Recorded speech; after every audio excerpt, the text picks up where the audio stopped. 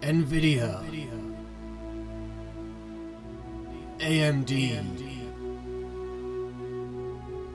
Intel. If combined, these can create a PC of grand proportions. Now, unfortunately, this isn't my gaming PC. However, this video is about my 2021 gaming and editing PC build. Okay, so let's jump right into it. First up, we're looking at the motherboard. This is the ROG STRIX X570F gaming motherboard, and it's a thing of beauty. We got the PCIe Gen 4. We've got 4 RAM slots, we've got 2 M.2 NVMe drive slots with onboard heat sinks, and we've got that built-in I/O shield, baby. We're talking HDMI 2.0, DisplayPort 1.2, USB 3.2. So we're going to get it out of the box and out of the bag. And of course we're going to struggle closing the box before resting the motherboard gently on said box. Now we're moving on to the CPU. And this is the part where we can royally fuck up. Get it in the right way, and for the love of God, watch those pins. The CPU in question is the beast that is the AMD Ryzen 9 5900X. That's right, we're talking 12 cores, 24 threads, and a boost of up to 4.8 GHz. Now, I am a little annoyed though, because I bought it as a bundle and it didn't come with a proper box. I'll be looking on eBay soon.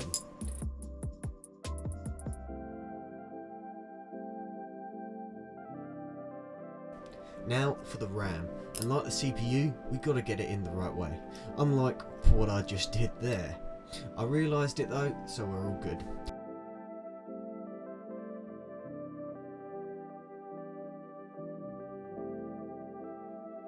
The RAM itself is Corsair's VENGENCE RGB PRO, because you know we gotta get that RGB. This is 32 gigs running at 3200 MHz. Now higher would be better, but this will be fine for now.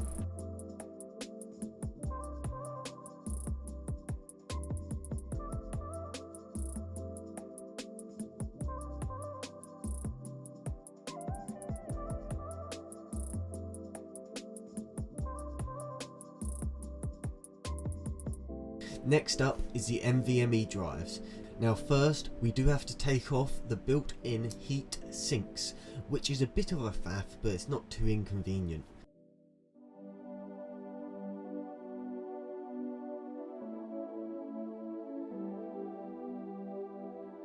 The drives themselves are two AdLink S70s with read speeds of up to 3,400 megabytes and write speeds of 3,000 megabytes. These will do just fine.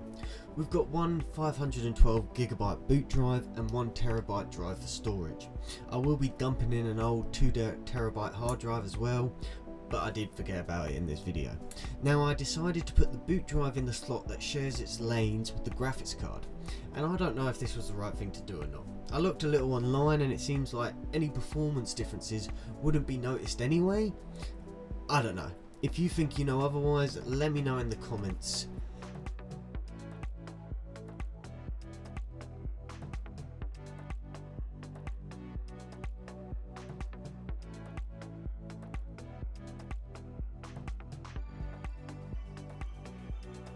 Now just get those heat sinks back on and we'll be good to go.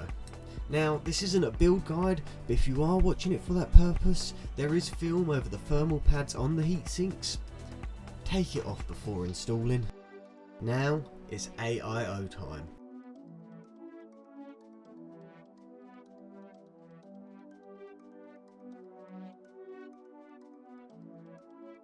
This is the Corsair H100i RGB Platinum, and I'm fairly sure I was sent one that had been returned before. Why, you ask? Because there's a big fuck off X scratched into the box.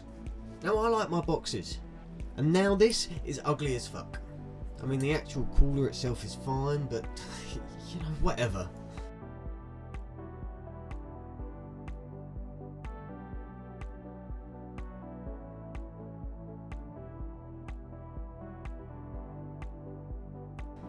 Now for a dab of thermal paste, and the cooler can be attached.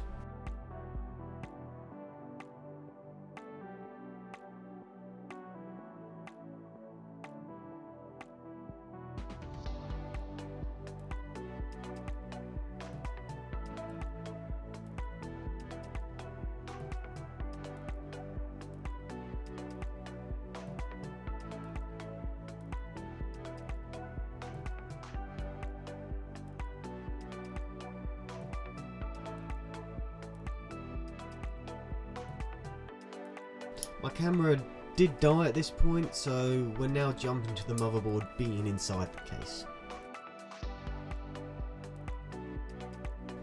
So let's talk graphics card. This is the point in the video where I'd love to tell you that this is where I put my precious, sought after, amazeballs RTX 3080. If I had one! But instead we're using my old EVGA RTX 2070 Super. Now don't get me wrong, it's still a great card, even if something so much better and at a much more reasonable price has been released. Fucking bots. So now we're going to get the radiator mounted in the case. And I will admit, to begin with, I used the wrong screws. Look, my old one was different, okay? Or I'm just stupid. Yeah, probably just stupid. I then looked at getting the front fans mounted and soon realised that in order to have 3 fans on the front, the drive cage needed to move.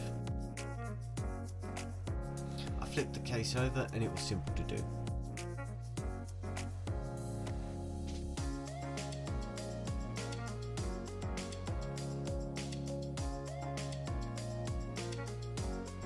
And considering we're already here, let's put in the power supply. This is something that I'm bringing from my old build again, Corsair's RM850X 80 plus gold.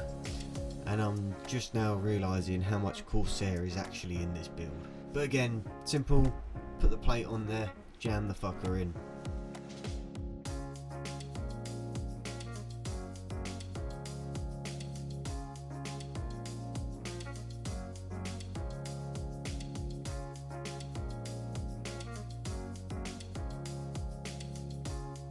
Oh shit, I never told you about the case. The case we're using is the Fractal Design Meshify C. We've got the tempered glass panel. We've got great airflow. We've got a great minimalistic look. And probably my favourite part, interchangeable front panels. White and black just looks so much better. I paid way too much for this panel. Okay, where was we? Okay, so the fans. Let's get these 3 mounted onto the front, shall we?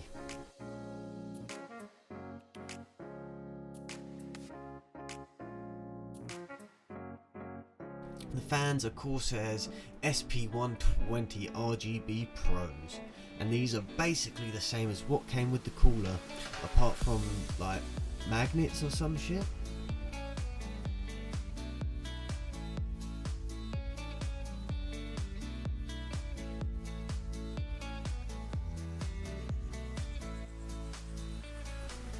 Okay, oh, and let's not forget the fan on the back. Plus, we also have some RGB strip lights from Corsair I forgot to get B-roll footage for. So when I bought these like a year ago from Amazon, there was a note inside saying they didn't work, which I forgot about. So basically the bottom strip you see me putting in here didn't actually work and I ended up taking it out. If you ever see a note in a box saying it doesn't work, just return it, save yourself the hassle.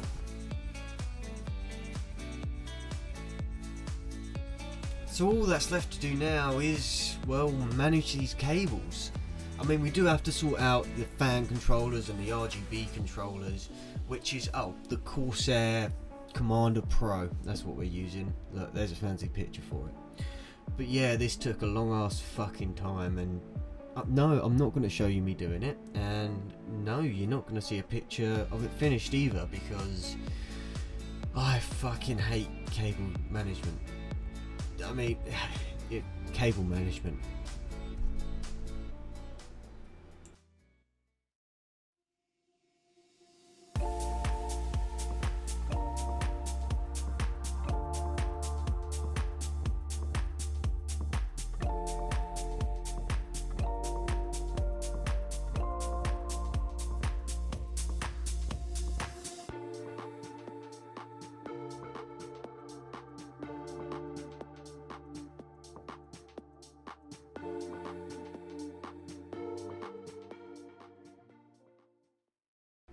Subscribe. Do it. Subscribe. Like the video. Watch more videos. Subscribe.